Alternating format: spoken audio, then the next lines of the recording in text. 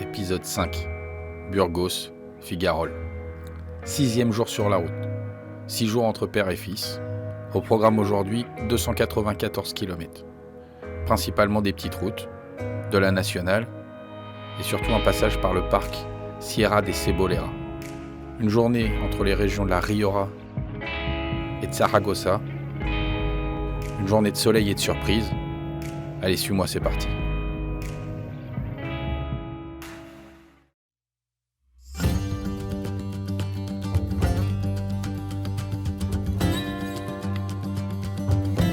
Dès le départ, on est dans l'ambiance.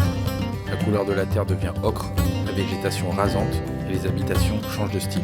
Il fera une courte pause à l'entrée du parc, le temps de prendre quelques provisions. On repart sur la seule et unique route qui traverse le parc.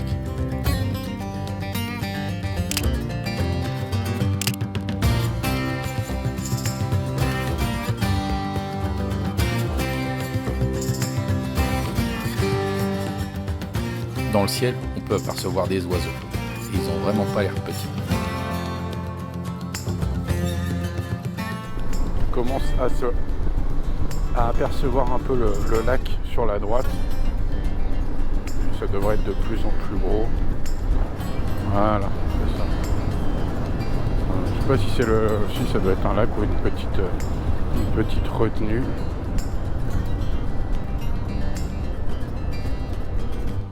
Je sais pas si vous voyez, mais j'essaie de faire voir avec mon doigt. Juste là, il y a un vautour énorme. Il s'agit de vautours fauves. Leur envergure peut atteindre jusqu'à 2,70 m et ils peuvent peser jusqu'à 11,5 kg. Leur espérance de vie est d'environ 30 à 40 ans. Mais s'il y a bien une chose que je peux leur envier, c'est leur point de vue.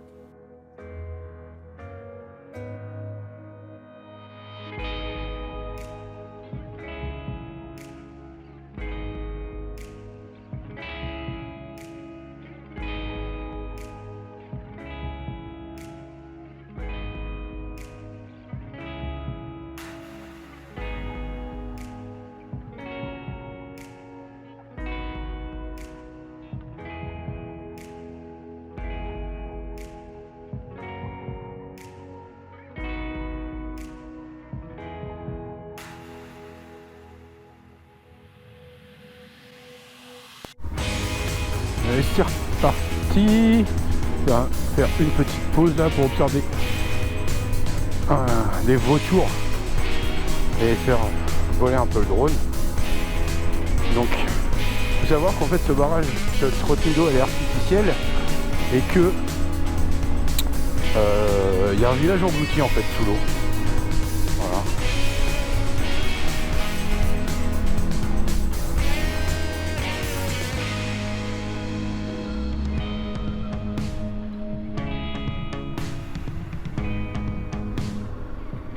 Quelques kilomètres plus loin, on découvre pourquoi le village a été englouti. Et comme bien souvent dans ces cas-là, c'est suite à la création d'un barrage hydroélectrique.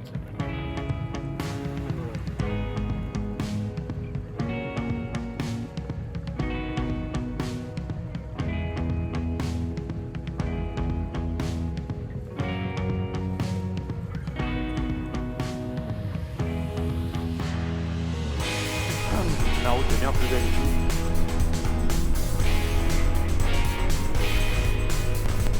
Ça tourne. Je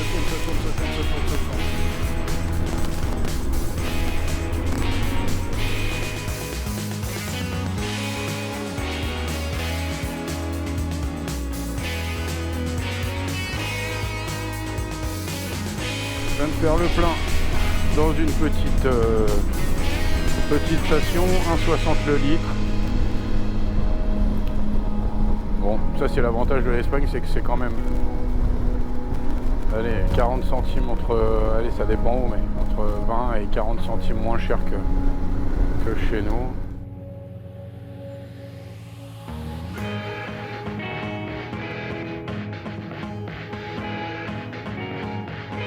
La descente à cet endroit-là est vraiment top. L'enrobé est génial, on est au soleil. La partie d'après sera un petit peu moins belle, mais les virages sont tellement cool.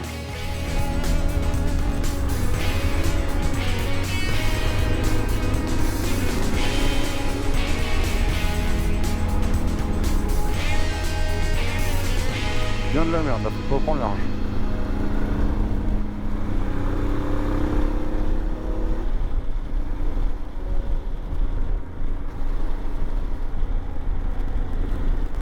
J'aime bien que ça fait pif paf, pif paf, pif paf.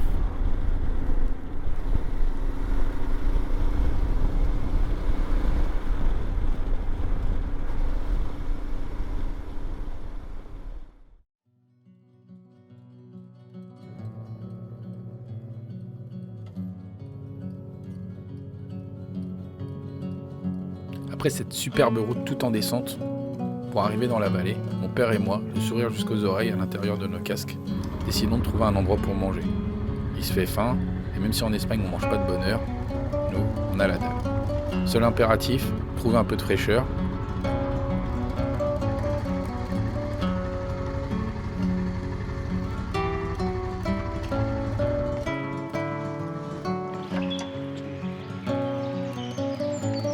On va bien, elle est fraîche là, avec les oiseaux.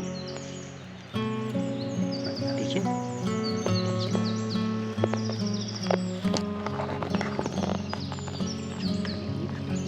Nickel. C'est quoi, c'est des hêtres ? Des tilleuls. On est dans une tilleulerie. Et derrière, on voit une grosse montagne.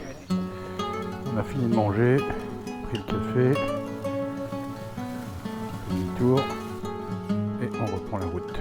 Il nous reste 150 km à peu près, très roulant, beaucoup plus que ce matin, donc ça va le faire.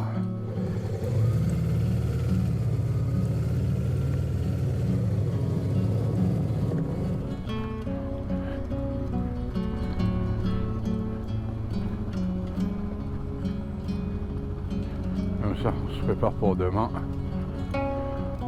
Mettre les roues dans le sable. Regarde loin.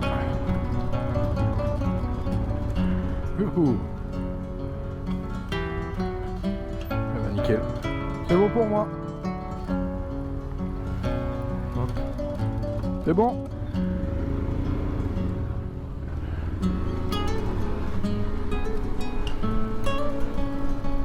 Et c'est reparti. Mettre un peu de musique.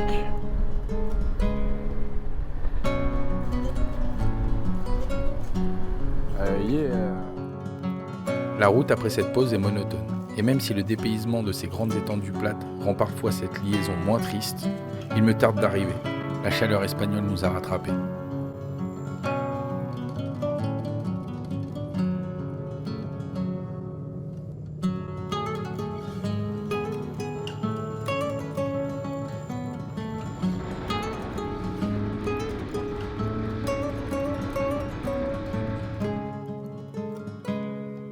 Il nous faudra à peine 2 heures pour rejoindre notre pension, chez Maria, à Figuerolles, lieu bien connu des voyageurs du secteur.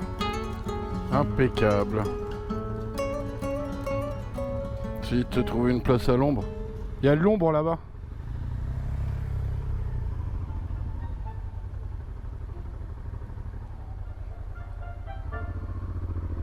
Ah ouais, vous rêvez pas, c'est bien un chalutier. Ne me demandez pas comment il est arrivé ici, il n'y a pas d'eau. Il n'y a pas de rivière aux alentours, donc...